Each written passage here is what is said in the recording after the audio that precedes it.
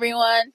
Welcome to the Scrubs podcast, where each episode features a new healthcare field. I'm Angeli. I'm Rakelia. I'm Dayani. I'm Tania, and today's episode features Reverend Burdette talking about his experience as a hospital chaplain. Keep listening to hear what Reverend Burdette has to say.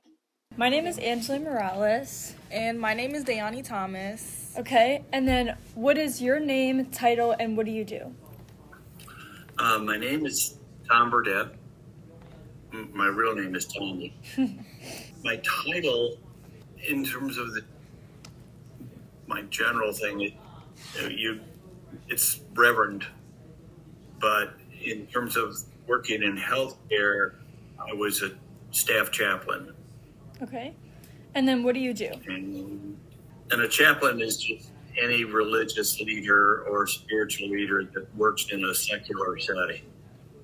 Most often people think of a chaplain as a military chaplain,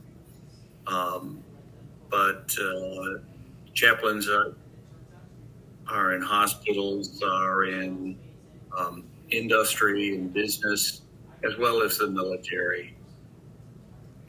Okay, that's nice. So you're a reverend in a hospital, correct?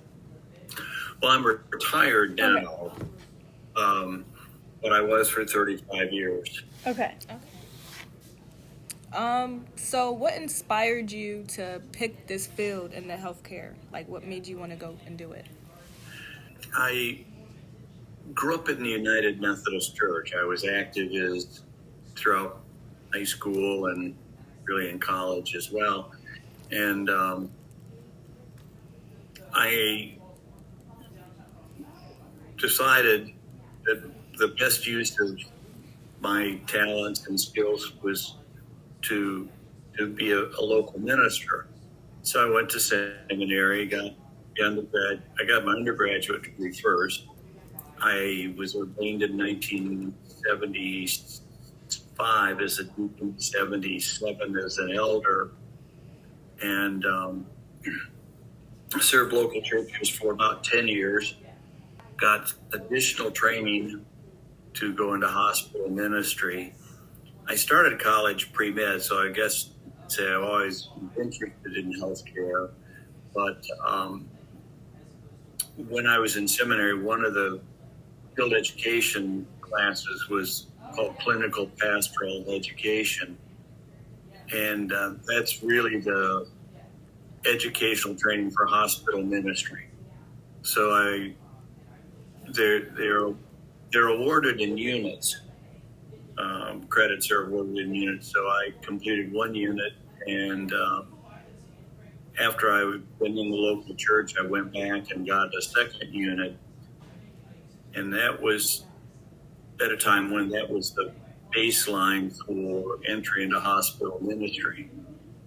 I got a chaplain's job at a retirement home in Grand Rapids, Michigan, and was there a year. And while I was there, I got the job at the University of Michigan Medical Center, where I worked for 30 years. And retired from there in 2016, and then worked for another 4 years contingent at Trinity Health, the community hospital in Ann Arbor, Ypsilanti area. Okay, that seems like a lot, like it's a long process.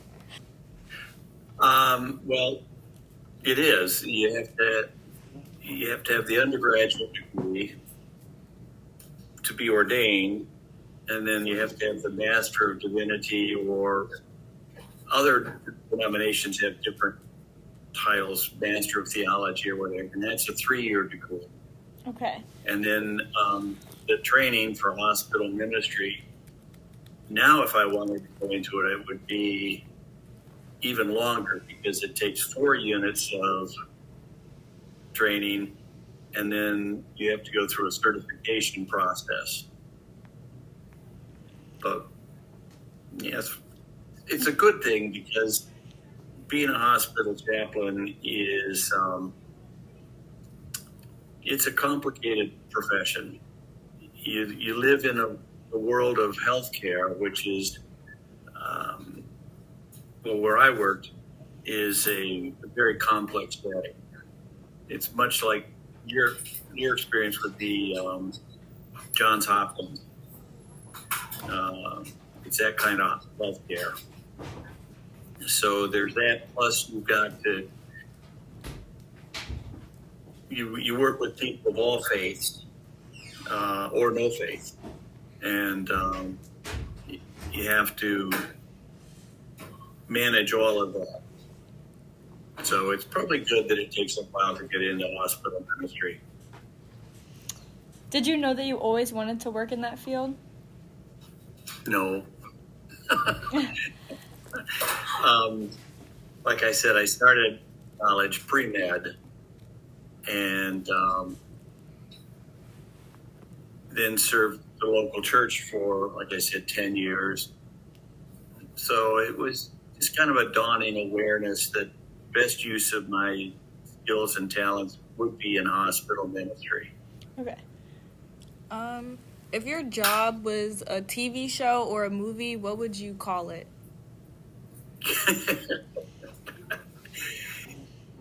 I read that question on the interview sheet, and I don't know what it would be called other than crazy.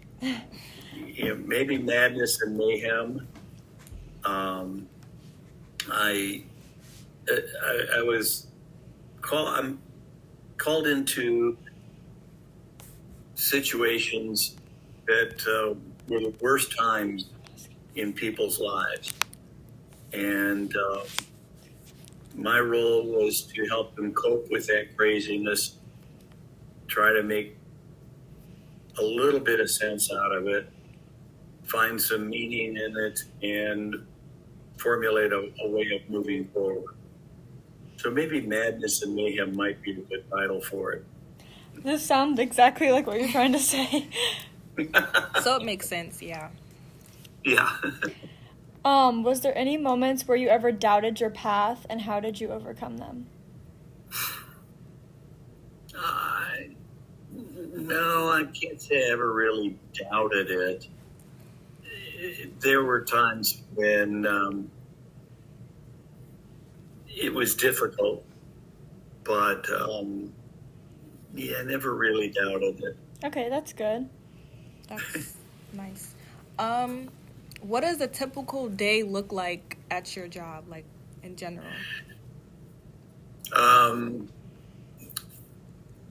One time, my bishop said to me, "It must be nice to work in a job where you've got a structure," because he comes out of the local church perspective, which is 24 hours a day.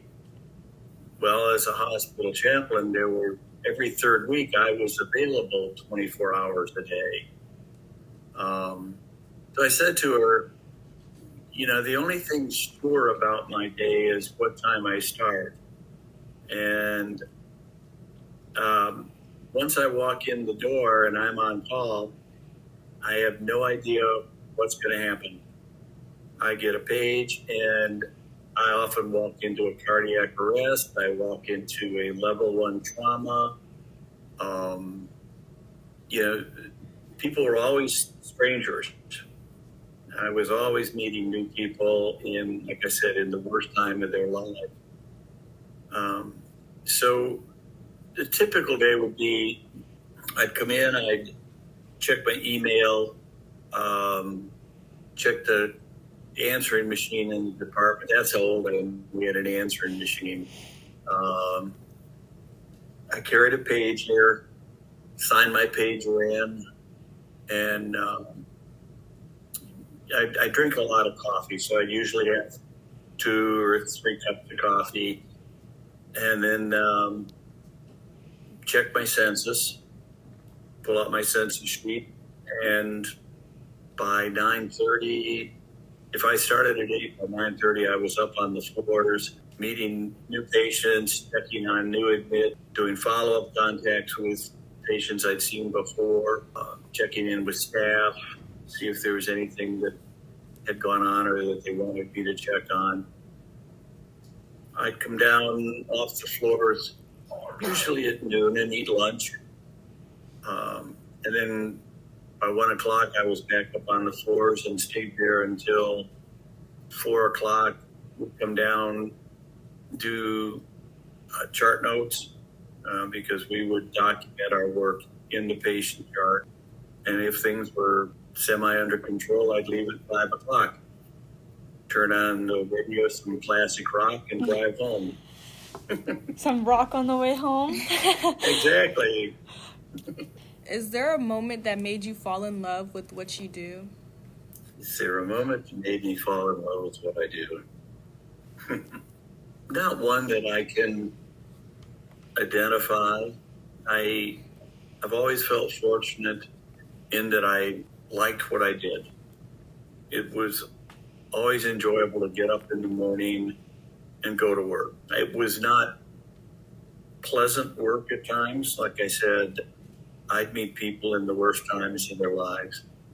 Through my career, I've been with thousands of people and families as the patient dies or a family member is dying. But I always felt that they were giving me something more than I could ever give them. My best hope was that I made it a little better for them. The goal is to not make it worse, that's for sure. Because some situations there was no way you could make it worse. But as far as one moment that made me fall in love with what I did, I can't identify one. That makes sense. Okay. What is one thing that you wish you knew before entering this career? I guess I wish I knew there would be politics in the job because there's politics in every job. I just didn't know they would be as pervasive as they were. Okay. But I learned to navigate them and survive. You don't do something for 30 years in a complex system like that without learning how to navigate the politics. Right. Oh, yeah. If you could go back and talk to your high school self, what would you say? If I was being a little flippant, I'd say, go into medicine. The pay was a lot better. My wife would probably say the same thing. No, I think I would say to my high school self, trust your instincts, work hard, and do the best job you can do. And that's all you can do. Let it go. At the end of the day, feel confident that you've done the best you could and get up the next morning and do it over again. I think a lot of high schoolers would benefit from hearing that. Oh, yeah. Okay, what is one myth about your job that people always believed? Most times when I would introduce myself, they would call me father, thinking that I was a Roman Catholic priest, because that was their concept of hospital ministry and chaplaincy in general. A chaplain can be any religious, spiritual leader. So that would probably, the other one would be that you have to be in the military to be a chaplain. Because I worked in a state-owned hospital. The University of Michigan is, technically I was an employee of the state of Michigan. And so they were surprised that a state-owned hospital would have a spiritual care department, but that's not a biggie. So just like educating people. Exactly. Yeah. Yeah. Okay. Here's the mystery question. Yeah. Yeah. The mystery question is, think or sing a song that has the word baby in it. Baby? Yes. Well, you don't want to hear me sing. In the same way you don't want to see me on camera, you don't want to hear me sing. Go for it. I should have my wife help me on this one. She's very musical. It's got to be related to my work? No, it doesn't. No, it doesn't. Just any song. Oh, well, let's see. A baby. Baby. Name or sing a song that has the word baby in it. The musical one in the family, you'd rather. Does it have to be in the title? No. No. I can hear something, but I can't think. It's not like baby. She's Googling it for me. God, I'm terrible. Oh God, this is a baby. Okay, she's got one. Hit me, baby, one more time. Oh, hit me, baby, one more time. Okay, that's not a bad choice. Not a bad choice. Some days it felt like I was getting hit a whole lot. There were days where I would handle 5 to 7 deaths Oh, wow. in the day. And one weekend when I was on call, in a 36-hour period, I was either on my way to the hospital, at the hospital, or on my way home from the hospital, probably 30 of those 36 hours. Oh my goodness. And every intensive care unit in the hospital had paged me back in at least once. And we had 9 ICUs in the hospital. So they kept me busy that weekend. Well, thank you so much for joining us today. It's my privilege. Yeah. It really is. I hope that it bored you or No, frightened you or anything. Having you trying to pick a song was very entertaining. I'm not musical. That's why it's a mystery. I always tell people that I can't even think a right note, let alone sing one, and I can't even play the radio. You got to listen to your rock music. Yeah. Well, yeah, I can do that. Well, thank you very much. You guys have a great day. I wish you luck. Thank you. Thank you. And you can tell your teacher to back off on the doctor title a little bit. She deserves it. She earned it. She earned it. She worked very hard. She has earned it. My hat is off to her, but officially she's not a doctor yet. She hasn't graduated. She won't do that till next weekend. So next week. May 9th. Okay, May 10th, she's a doctor. There you go. Well, thank you. You're very welcome. You both take care. Have You a great too. rest of your day. You too. Bye. Bye. Nobody knows where they might end up.